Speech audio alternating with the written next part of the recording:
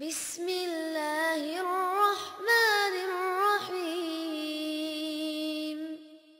Ar-Rahman.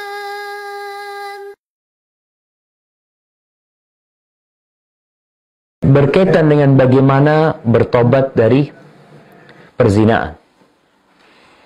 Ya, kalau kita bicara perzinaan jamaah ya, di kampung-kampung itu banyak terjadi perzinaan tanpa mereka merasa dosa.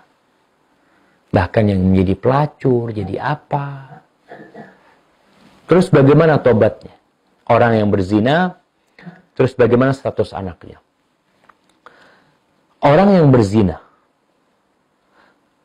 ketika dia hendak bertobat, maka hendaklah dia benar-benar memang ingin taubat.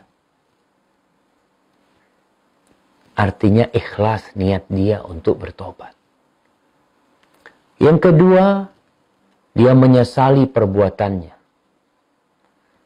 Yang ketiga, meninggalkan perbuatan itu. Dan kalau memang dia hidup di lingkungan yang nggak baik, dia tinggalkan perbuatan itu dan keluar dari lingkungan itu.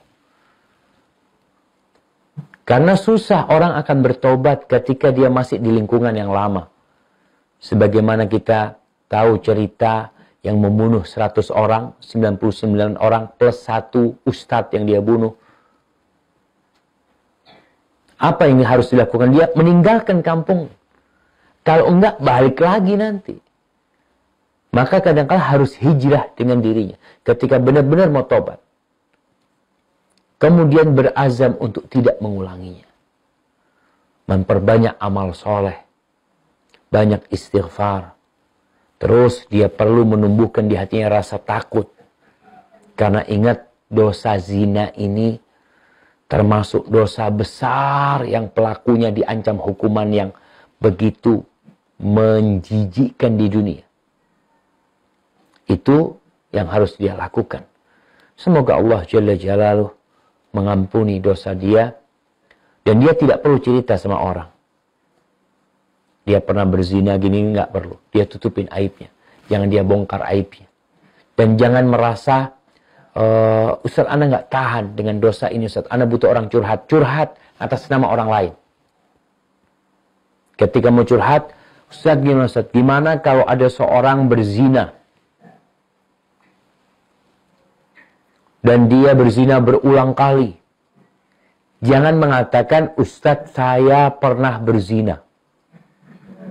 Jangan, nggak perlu. Jadi nggak perlu pengakuan kepada Ustaz, apa nggak perlu. Kita perlu mengakui sama Allah dan Allah udah tahu dengan dosa kita. Jadi kalau mau tanya sama Ustaz, tanyalah tentang fatwa. Apa yang harus dilakukan orang ini Ustaz. Dan alhamdulillah sekarang ini model pertanyaan dengan tertulis.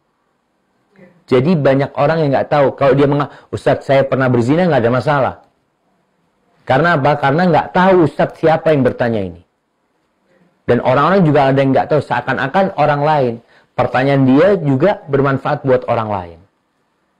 Jadi ingat, tidak perlu pengakuan seperti itu. Yang perlu adalah menyesalin, meninggalkan, berazam untuk tidak mengulangi, dan terus diperbanyak amal kebajikan, tinggalkan tempat-tempat, sohib-sohib, yang membuat dia terpengaruh dengan dosa yang dulu dia lakukan. Terus bagaimana anaknya?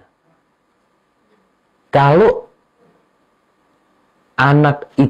perempuan ini memiliki suami, maka al-waladu lil firash. Anak itu jadi ikut yang punya rumah itu. Kecuali sang suami menafikannya. Umpamanya seorang wanita bersuami, punya anak 3, lalu dia berzina. Anak yang keempat ini sebenarnya hasilnya dari perzinaan. Na'udzubillah min dzalik. Kemudian dia ikut di rumah itu. Jadi anak tuh suami, kecuali suaminya menafikannya. Kenapa? Karena ini lahir dari istrinya dia. Perempuan ini istrinya dia. Tapi melahirkan anaknya orang sebenarnya. Dan si perempuan tahu. Hati-hati dalam masalah seperti ini. Jadi anak itu sejatinya adalah anak hasil zina.